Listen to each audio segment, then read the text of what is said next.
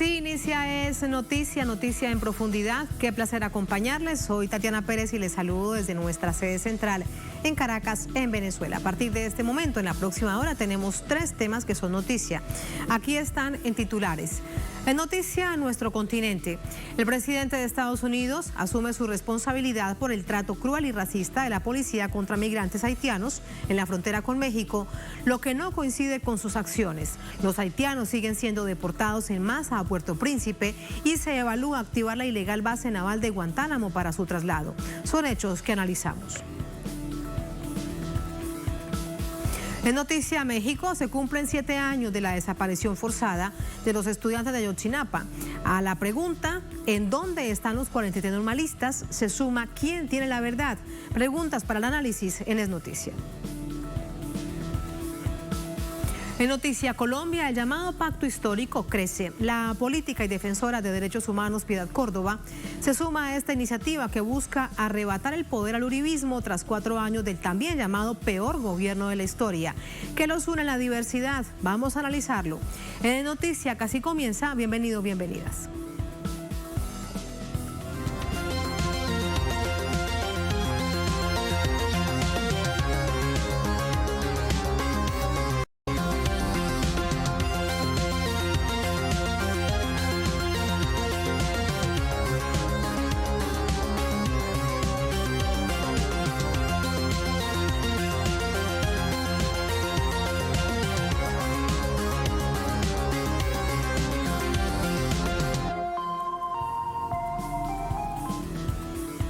En noticia a nuestro continente, el presidente de Estados Unidos, Joe Biden, reconoce su responsabilidad sobre la agresión, brutalidad de los migrantes haitianos en la frontera con México. Sin embargo, se plantea desde la Casa Blanca reactivar un centro de detención migrante en Guantánamo y se mantienen las deportaciones en caliente de haitianos hacia Puerto Príncipe. Ya se había pronunciado la vicepresidenta Kamala Harris, aparentemente conmocionada por las horribles imágenes de agentes fronterizos montados a caballo, persiguiendo y capturando a migrantes haitianos, cual película del viejo oeste. Por su parte, el secretario de Seguridad Nacional de Estados Unidos, Alejandro Mayorkas, defendió su departamento, pero anunció una investigación sobre lo sucedido el lunes. No fue sino hasta hoy que el presidente Joe Biden se pronunció y asumió su responsabilidad. Por supuesto que me hago responsable. Soy el presidente. Ver a la gente tratada de esa manera, con los caballos casi pasando por encima, la gente atada, fue indignante. Prometo que pagarán por ello. Habrá una investigación en curso ahora y habrá consecuencias. Es una vergüenza. Pero más allá de una vergüenza, es peligroso. Está mal. Envía el mensaje equivocado al mundo o a nuestro país. Simplemente no es lo que somos. Este viernes, autoridades estadounidenses están desmontando el campamento de migrantes que se formó debajo del puente en Río Grande, la frontera con México, cerca de Del Río, Texas. Allí estaban instalados casi 15,000 migrantes, la mayoría haitianos, en su camino hacia Estados Unidos, que desde el fin de semana pasado están siendo deportados. Pese a las palabras de presunta, la administración Biden también enfrenta críticas por informes que revelan que planea reabrir un centro de detención de migrantes en la base naval de la bahía de Guantánamo en Cuba. Aunque el Departamento de Seguridad Nacional emitió una convocatoria en busca de una contratista para administrar el centro de detención de migrantes, con el requisito de que los guardias hablen español y criollo haitiano, funcionarios cercanos a Biden niegan planes de enviar migrantes haitianos a la bahía de Guantánamo. De inmediato entramos en el análisis. Para ello nos acompaña Mariano Muñoz, activista involucrado en temas de migración, educación, brutalidad policial y justicia social. Nos acompaña desde Nueva York. Mariano, muy buenas noches, bienvenido. Buenas noches. Muchas gracias por acompañarnos. Mariano, ¿cuánto hay que creerle en las declaraciones del presidente Joe Biden de hoy? No, pues nada, no hay que creerle nada. Eso es lo mismo siempre. Esto es racismo, Esto es brutalidad policial, brutalidad de agentes del Estado. La patrulla de la frontera son agentes federales, hacer abuso al más alto nivel. ¿Cómo es posible que se aprovechen de la la calidad? El momento está pasando, la gente haitiana. En este momento, después del presidente asesinado, después de los huracanes y todo lo que ha pasado en Haití en los últimos 2 meses, que los tratan así, sabiendo que tenemos gente que necesita refugio y asilo más que todos en este momento. Es increíble y esperemos que inmediatamente para llegar a justiciar a estos criminales vestidos con uniformes federales de los Estados Unidos, ¿no? Que no quieren dejar atrás la historia, la cara de la esclavitud, y todo el tiempo la reviven y hacen el roleplay, ¿no? En las calles y en esa instancia en la frontera, ¿no? Del sur con los inmigrantes haitianos. Increíble, es algo que tiene que tomar acción todos los miembros, no solamente el presidente, sino toda la agencia de federales y obviamente hasta internacionales, ¿no? O sea, es un problema internacional que tratan así a los migrantes, a los refugiados, a los que piden asilo en las fronteras. Es algo imperdonable. Sí. Y la misma semana que se estuvo en la ONU, ¿no? Hace 2 días, 3 días, estaba en la ONU hablando, queriendo retomar la capacidad, la posición de Estados Unidos en el mundo después de 4 años de Trump. Y después del mensaje que se mandó en la ONGA, en Nueva York, en la ONU, hace 3 noches, Biden dice esto, que no es nada. Sí, con respecto a esta guardia fronteriza, que de hecho fue enviada con refuerzos en los últimos días, ¿cómo funciona esa policía fronteriza? ¿Desde qué estados los envían? Mariano, ¿quién los entrena? ¿Por qué actúan de esta manera? Alguien tuvo que haberles dado la orden que cazaran como si fuera lo peor del mundo, como si viviésemos en la época de la esclavitud. Esas son las imágenes que rememoramos a estos grupos de haitianos que se encontraban en la frontera con México. La corrupción y la brutalidad se encuentran a todos los niveles, desde las personas que lo ejecutan, ¿no? Y sus capitanes y sus generales y el ministro de Defensa y los generales y todos, hasta Biden, hasta Kamala Harris. ¿Cómo es posible que después de 4 años de Trump, que se han llenado la boca hablando sobre Trump y esto que el otro, traten a la gente así y condonen esto, ¿no? Biden hablando no significa nada. Necesitamos acción inmediata. Necesitamos que esa gente sea investigada. Necesitamos que les den donde les duele. Como dices tú, ¿quién los manda? Bueno, pues sáquenles el presupuesto. ¿Quién pagó por estas acciones, estas últimos presupuestos? Que les saquen la plata, que los despidan, que los suspendan 2 semanas sin pago, 1 mes sin pago, que los despidan sin seguir haciéndolo, como siempre, ¿no? Ahí se reúnen policía local, se reúnen agentes estatales, federales, aparte de todas las milicias que dejan que operen, ¿no? Libremente en las fronteras. Esto es sabido, no es noticia. Lo que pasa es que ahora pues se filtra más rápido, ¿no? Ahora hay videos, hay gente que comparte las redes sociales y se filtra. Se filtra como se filtran los casos de brutalidad por policías en la calle, igualito. Y en la frontera es un lugar que está menos abordado en cuestiones de derechos civiles y derechos humanos, los derechos universales. Ahí hay menos cámaras, hay menos testigos. Las brutalidades que han estado haciendo con la gente que históricamente inmigra por la frontera con México, ahora pues están quedando evidenciadas con los hermanos, ¿no? haitianos, los pobres refugiados haitianos que llegan con las justas después de meses de travesías, ¿no? A lo largo de América Latina, llegan a poder tener apoyo de sus países, ¿no? Acá en Estados Unidos, ¿no? Acá hay comunidades muy grandes, en Miami, en Nueva York, de haitianos. Es imperdonable que estén tratando a esa gente acá así de esta manera. Necesitamos que se involucren los embajadores, necesitamos que se involucren todas las personas, desde los que cometieron los actos criminales personalmente, hasta los embajadores, los presidentes y las Naciones Unidas. ¿Cómo es posible que en la semana de la ONGA pase esto y Biden tenga esta reacción tan simple, tan llena de de palabreo, ¿no? Son palabras, necesitamos acción. Necesitamos Y que la gente peor tenga los aún, trabajos. Mariano, que esta crisis migrante que pone además todos los problemas sociales, no solamente coyunturales, sino históricos del pueblo haitiano, no fue asumido como un tema central. Algunos gobiernos, algunos presidentes lo dijeron. Hoy, por ejemplo, la primera ministra de Jamaica lo planteaba, pero de Barbados, perdón, lo planteaba Mia Mottley, y lo pedía además como una medida urgente, pero no es un asunto que ocupe a las principales potencias del mundo cuando tenemos que es un problema transnacional. Y allí además preguntarte sobre esto, que ya se prenden las alarmas, que la base ilegal de Guantánamo, que está ubicada en Cuba y que Cuba ha exigido en distintos momentos por distintas vías que se devuelva ese territorio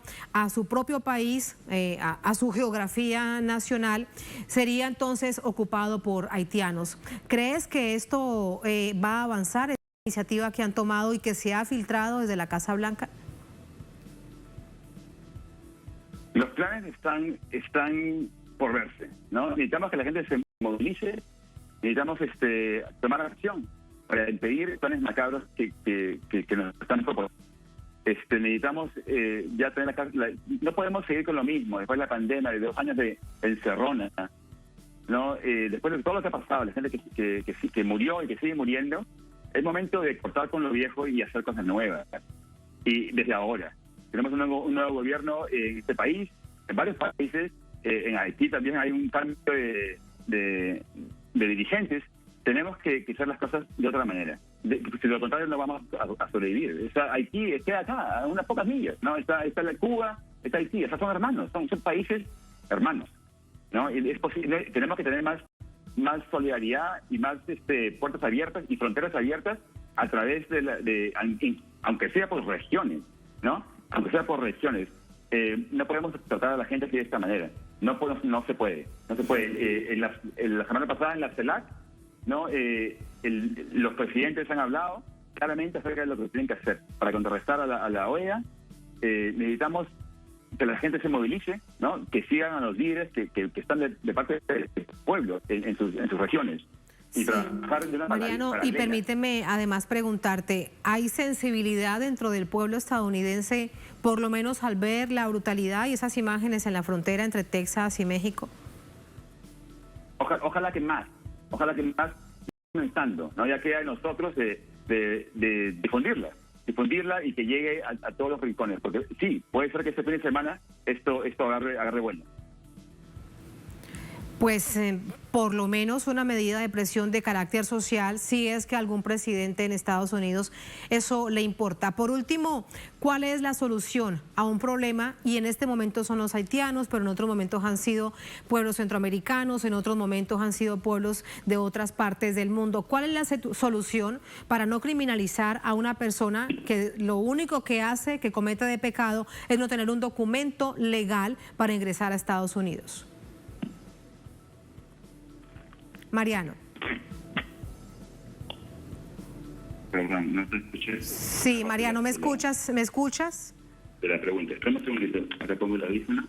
Sí, de nuevo, mientras ubicas la cámara, te lo pregunto. ¿Cuál es la solución a un problema que no es de ahora, que es histórico, aunque en este momento los protagonistas de toda esta crisis migratoria y de esta crisis humanitaria sean los haitianos?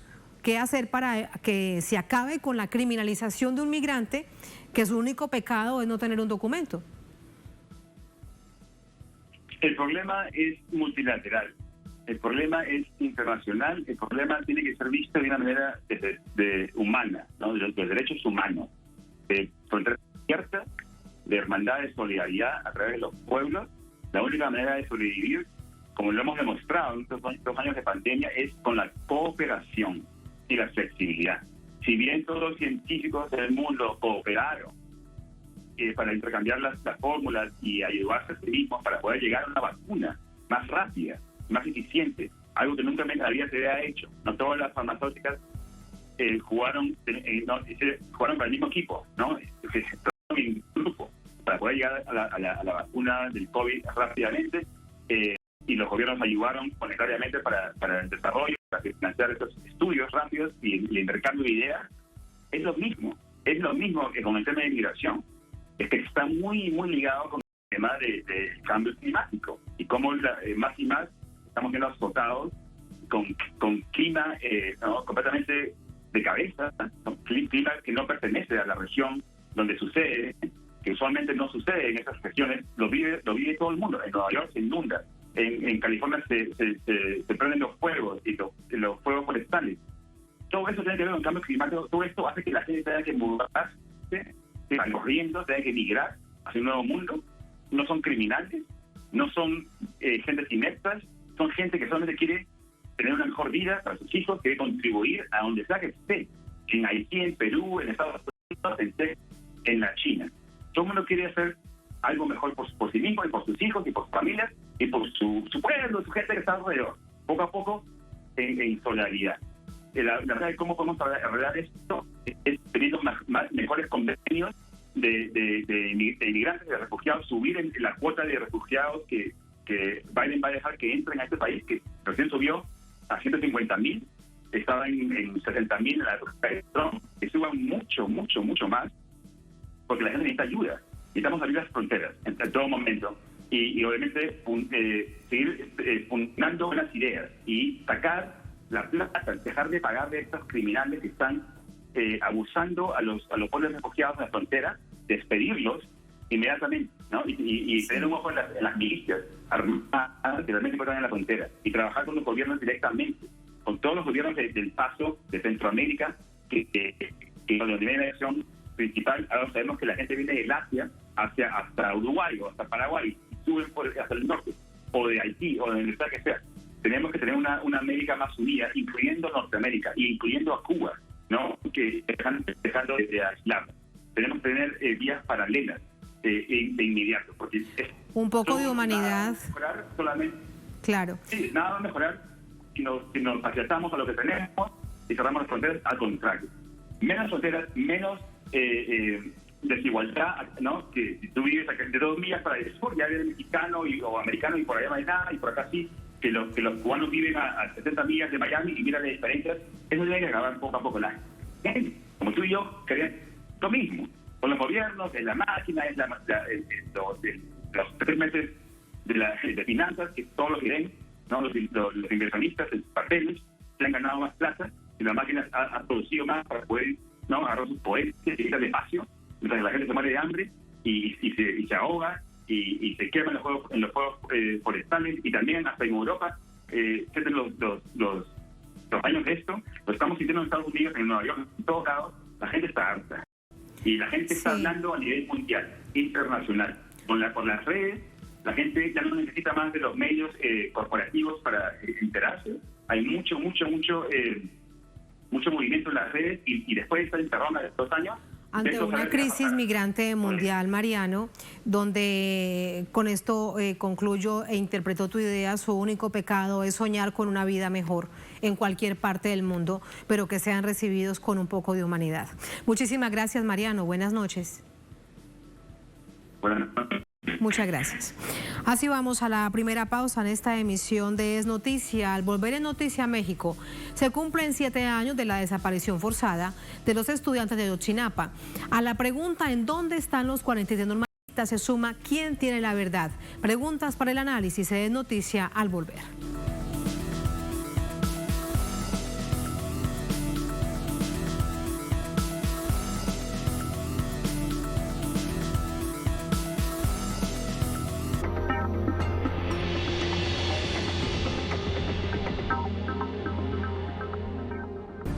Esta lucha es de todos. Yo estoy viva y creo que los vivos somos las voces de los que ya no están. Reportajes Sur presenta. Ese Estado no ha venido sino a asesinar a nuestros jóvenes en un acto de barbarie. Desde el mismo momento de la captura, a los muchachos se les violaron sus derechos. Legitiman el uso de la violencia al punto de que hoy parte de esa estrategia, hacer válido la acción policial, es esa, una estrategia del Estado, la teoría del pánico. Colombia, memorias de la barbarie, sed de venganza contra la protesta. Sábado, solo por Telesur. Sigue minuto a minuto nuestra programación, ahora ahora disponible también en audio a través de nuestra página web. Podrás mantenerte al día sobre los acontecimientos y noticias que suceden alrededor del mundo con un enfoque latinoamericano confiable. Telesur, la señal informativa de América Latina y el Caribe.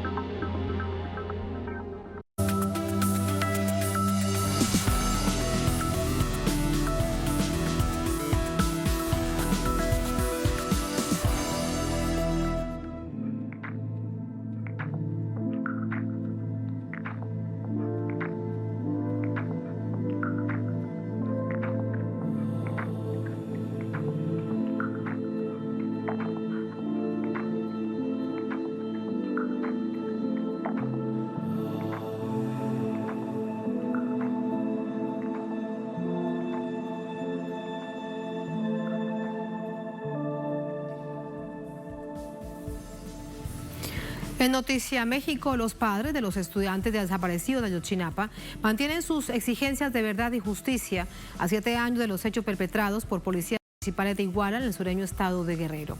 Vamos a ver más sobre este caso que ha conmocionado a la sociedad mexicana con nuestro corresponsal Eduardo Martínez.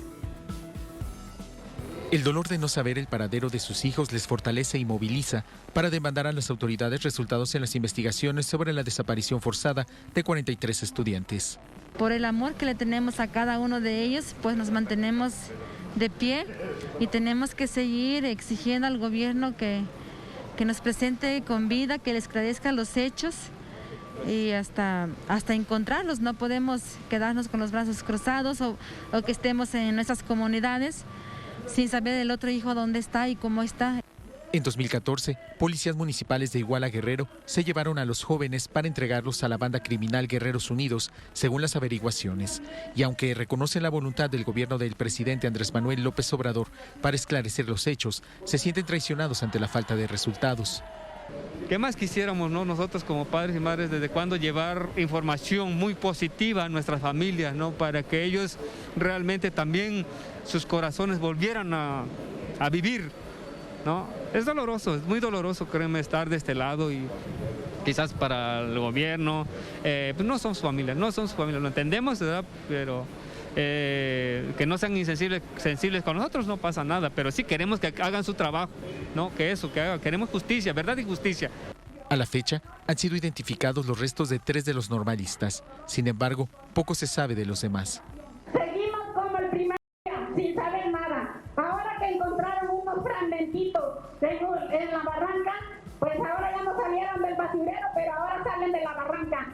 ¡Qué casualidad! Que a 7 años que estamos, sigan los huesitos ahí, que crezca la barranca y que no se los arrastre. 26 de septiembre.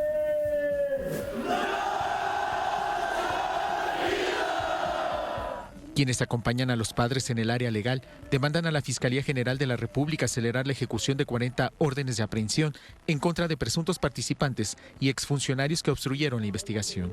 No hay una verdad establecida, falta mucho por esclarecer, y ahí es donde está habiendo obstáculos. ¿Cómo se va a consolidar esta tesis? Pues a partir de detenciones, a partir de nueva información que surja de personas involucradas, ¿verdad? Pero si no efectuamos las detenciones que están pendientes, pues muy poco vamos a estar avanzando. Acusan de lentitud a la Fiscalía y al Ejército por rehusarse a abrir más expedientes en torno a la participación de efectivos militares en la desaparición forzada de los jóvenes.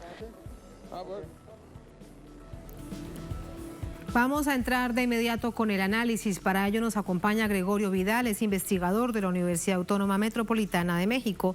Nos acompaña desde la capital. Profesor, muy buenas noches, bienvenido. ¿Cómo está? Muy bien, gracias. Buenas noches a ustedes y a todo su auditorio. Muchísimas gracias. En la presentación de este informe de nuestro corresponsal en México, Eduardo Martínez, recordábamos y decíamos que este es un caso que ha conmocionado a la sociedad mexicana. Después de 7 años, profesor Vidal, ¿se mantiene la misma sensibilidad, las mismas preguntas que aún no tienen respuestas como el primer día de su desaparición? En algún sentido sí. Yo debo señalar un pequeño matiz. que lo que fueron algunas conclusiones de la administración federal anterior, lo que se conoció en México como la verdad histórica, esa está completamente desestimada.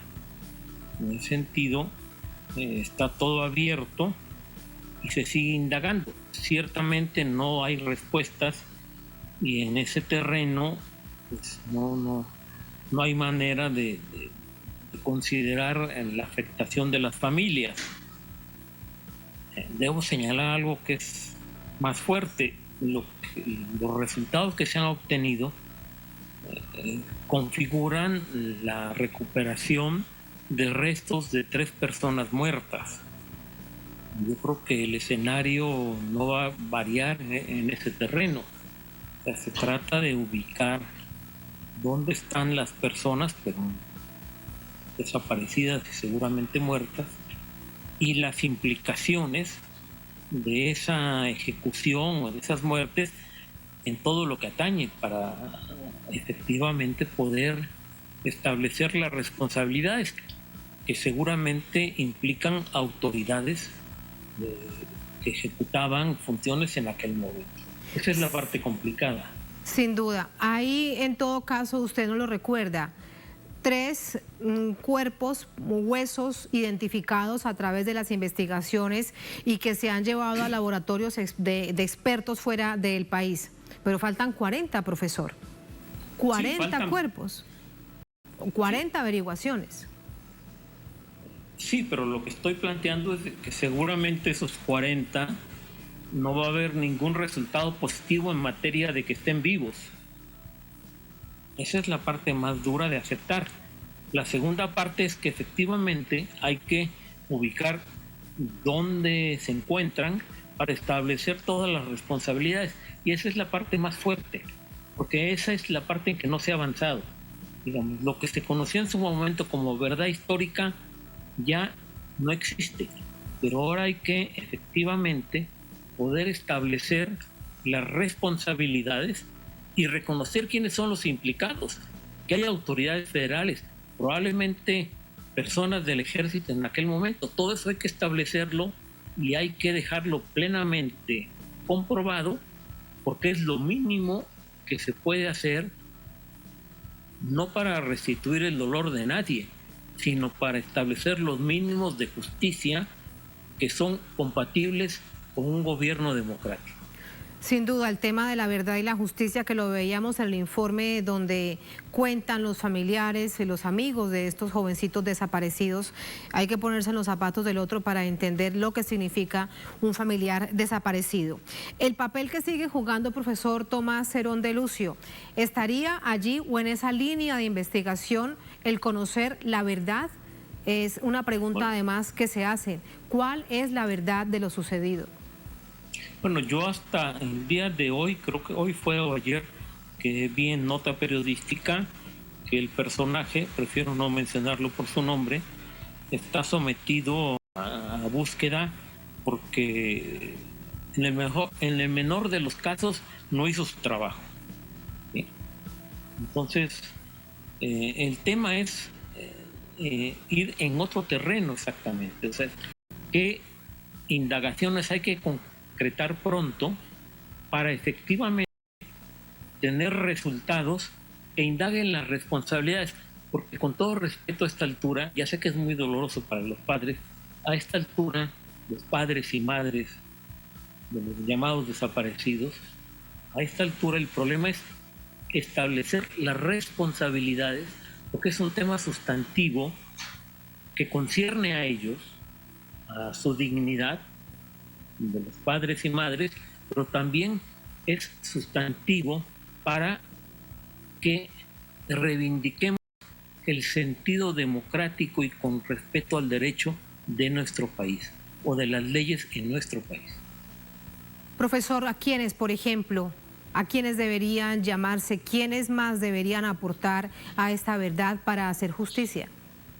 No, ahí son las autoridades los que tienen todos los datos de personajes del ejército, de personajes de las administraciones públicas y me estoy hablando del Estado, del ¿Hay municipio. altos mandos militares involucrados, cree usted, profesor? Digamos, yo prefiero no establecer creencias en este terreno, sino en todo caso que se haga la indagación a fondo y que se llamen a los que haya que llamar independientemente de su lugar en el ejército, ¿sí? Y no hay de otra forma de proceder para efectivamente, digamos, en un sentido ejercer justicia, pero también ser consistentes con la defensa de un Estado democrático. Eso es una defensa sustantiva para todos los que habitamos en este país, en México. Sí, el presidente Andrés Manuel López Obrador, de hecho, desde los tiempos de campaña han pasado 3 años y él se mantiene en el mismo objetivo de avanzar en la verdad, en las investigaciones. ¿Con qué obstáculos se encuentra ese objetivo?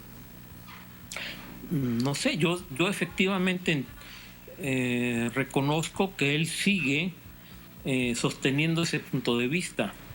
Los obstáculos, si existen, tendrían que aclarárnoslos los involucrados en la investigación actualmente. O sea, la Fiscalía General de la República tenía que ser muy clara en este terreno.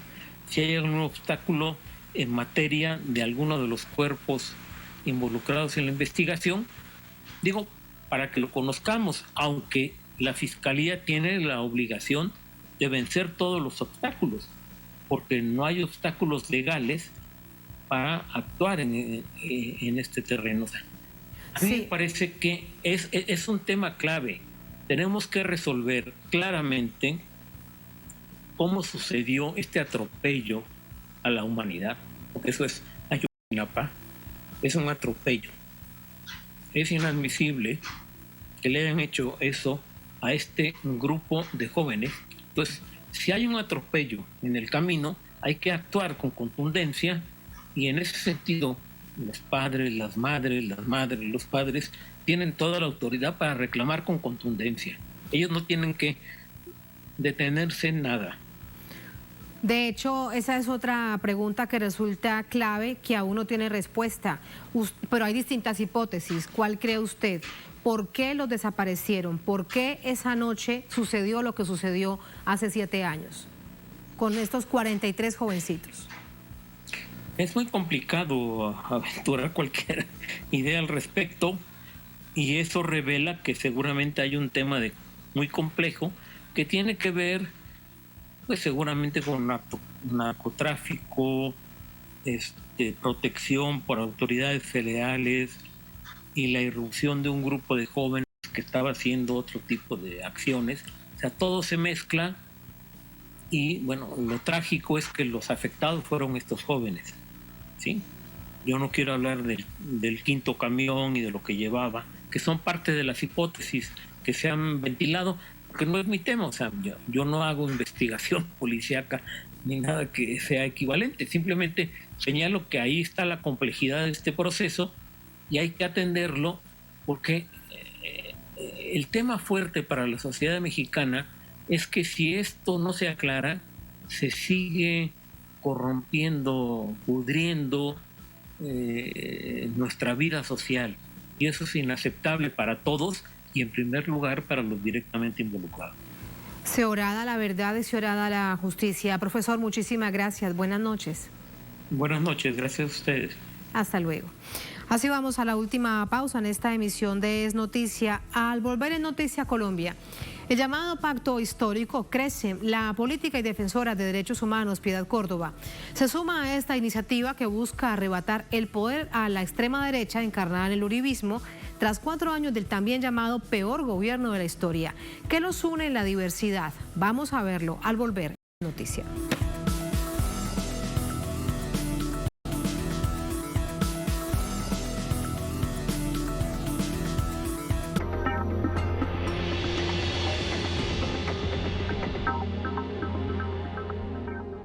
El fútbol o el béisbol. Y si encuentras el espacio donde ambos convergen, donde te hable de su historia, su alcance y sus curiosidades, existe y lo disfrutas en Goles al Bate.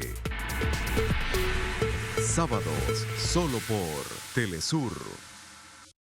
Ahora podrás mantenerte informado sobre el acontecimiento mundial y disfrutar de todo nuestro contenido de manera personalizada desde tu dispositivo móvil o tablet, a través de nuestra aplicación.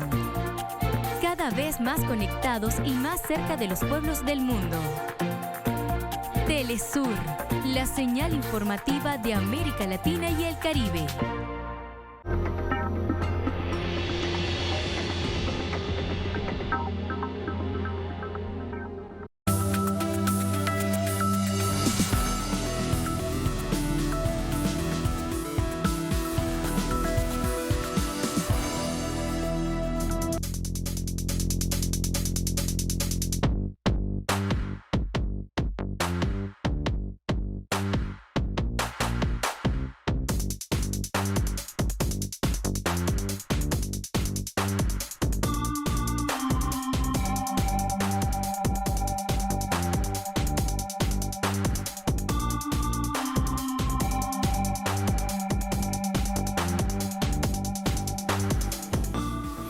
En Noticia Colombia, la ex senadora defensora de derechos humanos Piedad Córdoba oficializó la adhesión de su movimiento Poder Ciudadano al Pacto Histórico, una coalición de varios partidos políticos de izquierda progresistas del país.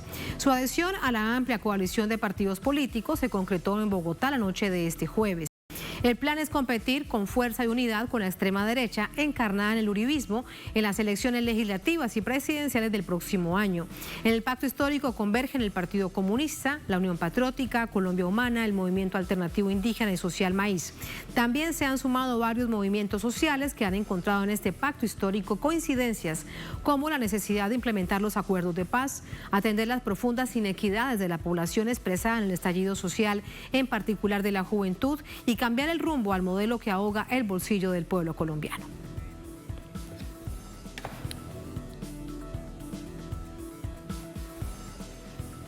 De inmediato vamos con el análisis. Para ello nos acompaña Álvaro Villarraga, politólogo, experto en temas de derechos humanos, de conflicto armado, directivo de la Fundación Cultura Democrática. Nos acompaña desde Bogotá. Doctor Villarraga, muy buenas noches, bienvenido. Muy buenas noches, muchas gracias por la invitación y un saludo a todos quienes están sintonizados. A usted muchas gracias.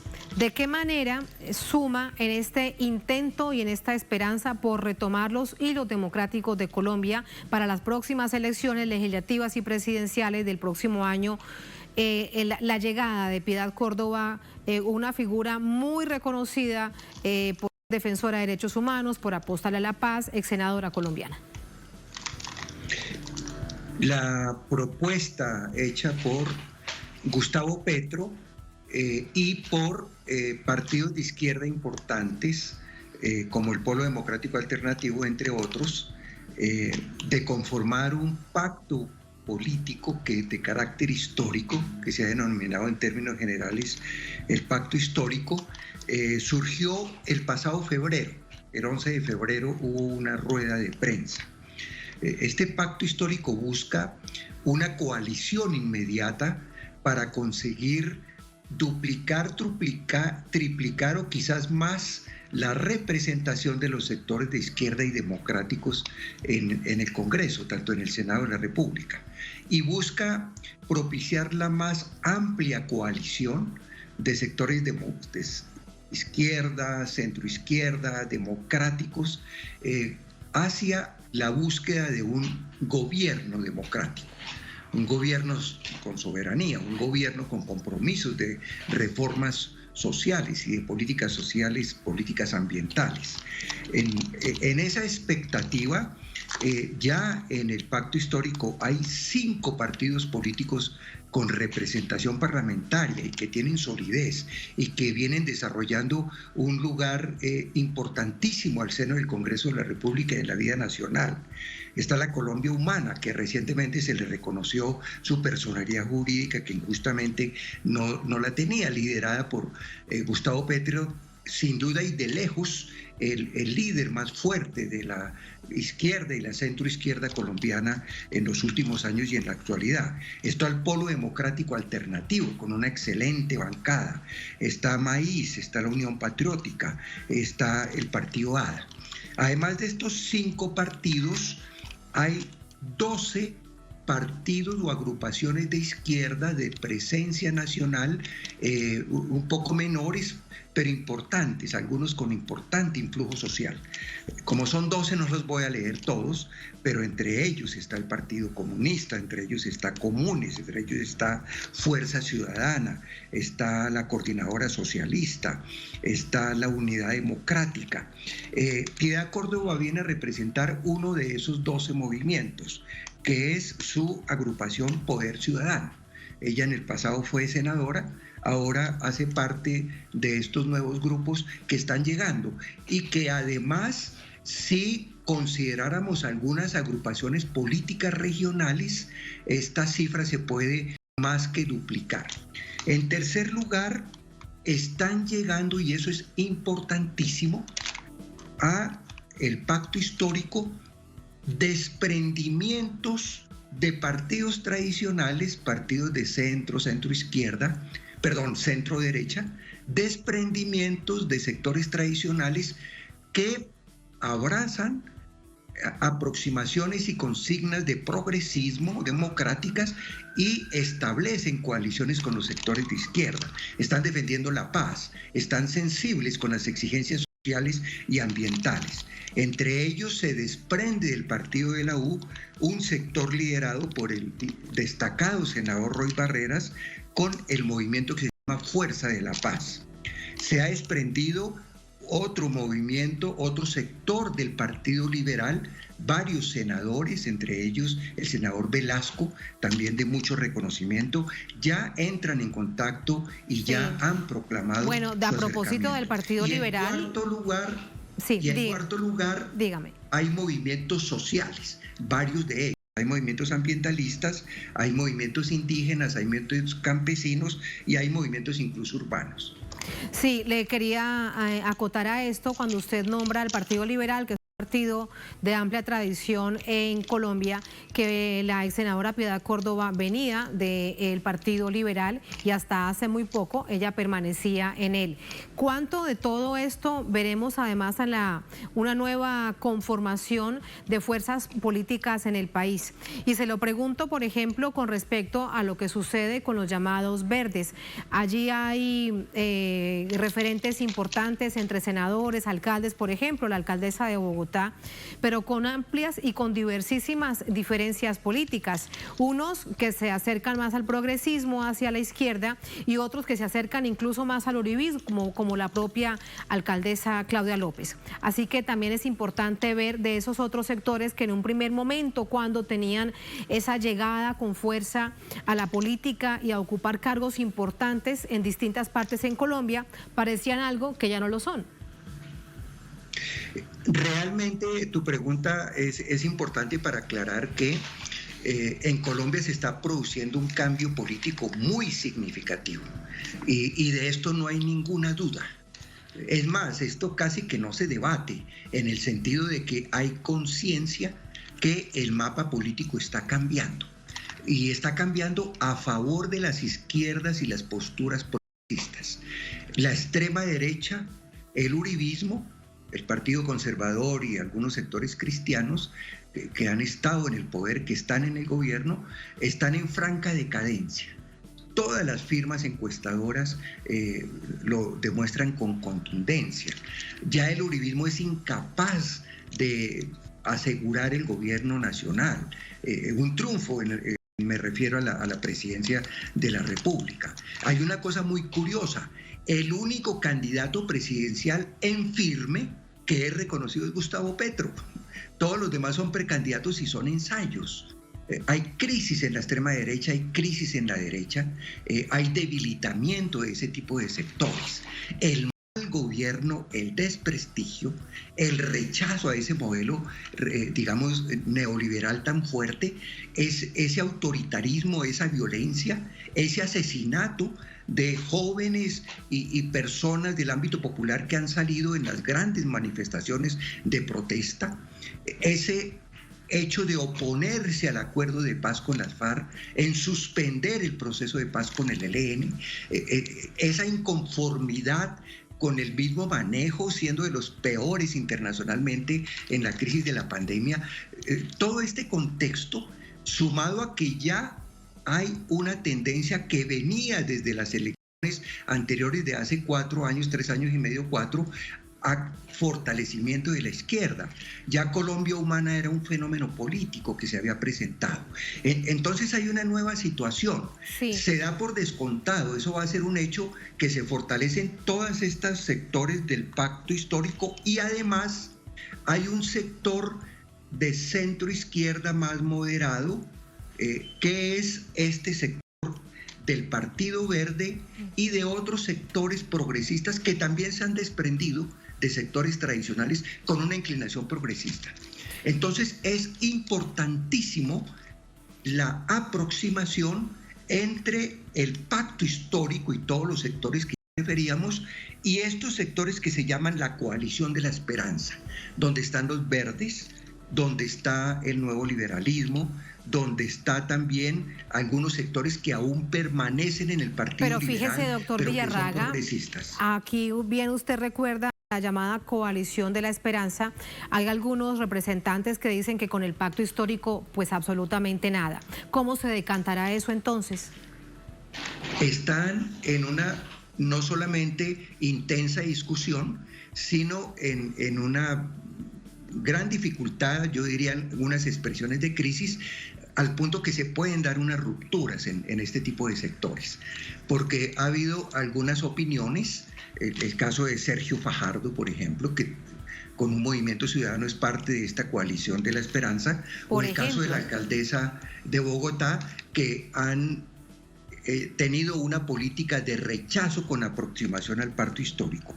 Eso puede llevar a una ruptura de la coalición de la esperanza, porque parte del Partido Verde y algunos otros sectores progresistas de la coalición de la esperanza, inclusive algunos provenientes del liberalismo, están en una actitud de entendimiento con Colombia Humana, con el Polo Democrático y en general con el pacto histórico. Sí. Si se radicaliza al seno de la coalición de la esperanza una postura de ningún entendimiento con este pacto histórico, es seguro que se van a producir unas rupturas allí. ¿Y cree usted entonces que saldrá fortalecido trayendo estas figuras reconocidas sobre todo de distintas regiones al pacto histórico? Perdón, no te entendí bien la pregunta. Sí, la pregunta es que si se fractura esta llamada coalición de la esperanza, que de alguna manera es la competencia al pacto histórico en ese anhelo de retomar la democracia, de tener esperanza para el país, de implementar los acuerdos de paz, si se fractura esta coalición de la esperanza, ¿se fortalecería el pacto histórico? Es la pregunta. La tendencia que hay a todas luces es el fortalecimiento creciente del pacto histórico. Esto está dando fuerza en las regiones a nivel nacional, se está convirtiendo en un polo de atracción muy fuerte. Pero el pacto histórico necesita que estos sectores de centro indecisos que oscilan entre posiciones de izquierda y de derecha, que estos sectores se aproximen a este proyecto progresista de gran unidad, para tener seguridad y certeza de poder derrotar a la extrema derecha y a los sectores de derecha que mantengan estas posiciones que ha tenido en estas últimas 2 décadas el uribismo. Hay que hacer todos los esfuerzos por la coalición de estos sectores. Sí. Lo que pasa es que si algunos sectores del Partido Verde y en general de la coalición de la esperanza se niegan a establecer alianzas con los sectores de izquierda, esto podría llevar a rupturas y algunos de ellos podrían obrar con independencia o hasta llegar a tener entendimientos con sectores de... Esa ya sería una realidad política. Pero porque lo hemos visto... Claro, porque lo hemos visto en otras oportunidades. Algo más, doctor Villarraga, para preguntarle acerca de este panorama tan interesante, además que está dentro de muy pocos meses, en marzo, elecciones legislativas y el próximo, 2 meses después, en mayo, la primera vuelta de las presidenciales en Colombia. Usted nos decía, el único candidato en firme ya en este momento, porque es así, es público, es Gustavo Petro, pero también hay candidato, porque él no dice que sea precandidato, sino que por firmas va a andar, ¿no? a caminar toda su candidatura, es Alejandro Gaviria. ¿Cuál es su percepción de él? ¿Es un uribista no señalado por el uribismo? Bueno, yo rápidamente digo, al seno del pacto histórico hay 5 candidatos jugando y va a haber una consulta previa. Todos suponemos que lo más posible es que gane Gustavo Petro, pero ahí está por el pueblo Alexander López, está Francia Márquez por las negritudes y un movimiento nuevo, está Roy Barreras y posiblemente Clara López u otras voces que estén sonando, y podrían llegar otros candidatos. Va a ser un ejercicio de consulta y se va a consolidar. Hay negociaciones, hay debilitamientos. El Sergio Fajardo, como es sabido, tiene incluso dificultades de investigaciones judiciales, de problemas de contratación, etcétera. Ahí es donde aparece Alejandro Gaviria, una figura un poco renovada, con nexos con el liberalismo, viene de familias tradicionales y tradicionales en la política, viene a ser parte de los anteriores gobiernos. En general ha estado comprometido con proyectos neoliberales, pero tiene algunas inclinaciones y algunas medidas de carácter progresista. Se ha opuesto al glifosato, ha abogado por un control de precios con regulaciones válidas para mantener, para bajar los costos y los abusos de las grandes transnacionales farmacéuticas. Digamos, tiene algunos gestos de progresismo, pero en general está incrustado dentro de modelos y de tradiciones y de posturas, en general en salud, conservadoras y propias del esquema del neoliberalismo. Yo creo que hay una falta de un liderazgo fuerte en ese sector de centro que oscila, y ellos mismos tienen fuertes tensiones entre posturas progresistas o de izquierda y posturas de derecha, y es esa crisis de liderazgo en donde buscan en Alejandro Gaviria, pero realmente el efecto coyuntural que sonó tanto no ha sido tanto. Yo creo que Alejandro Gaviria no tiene un gran talante político, ni ha estado a la altura de los grandes debates nacionales. De pronto sí manda un mensaje de cierta renovación en términos de actitud política frente a esa radicalidad y a esa descomposición moral y a toda esa corrupción y a toda esa violencia del uribismo. Entonces él muestra un gesto positivo de esencia en la política y de retomar, digamos, una ruptura con todos esos extremos que ya tienen tanto descrédito en la ciudadanía y tanto rechazo desde múltiples sectores, y podría consolidarse como una de las figuras varias en el intento de retoma de iniciativas de esos sectores de centro y del intento del liberalismo de captar alianzas desde el mismo Partido Liberal tradicional neoliberal con este sector de la Coalición de la Esperanza. El Partido Liberal, que siempre funciona como veleta en las distintas elecciones en Colombia. Muy interesante este panorama preelectoral que comienza en Colombia. Doctor Villarraga, gracias por ayudarnos a comprenderlo. Muy buenas noches. Muy buenas noches, gracias por la invitación. A usted muchas gracias. Gracias a ustedes por habernos acompañado. Ponemos punto final a esta emisión de Noticia. Será hasta el próximo lunes. Un placer, como siempre, sigan con nosotros.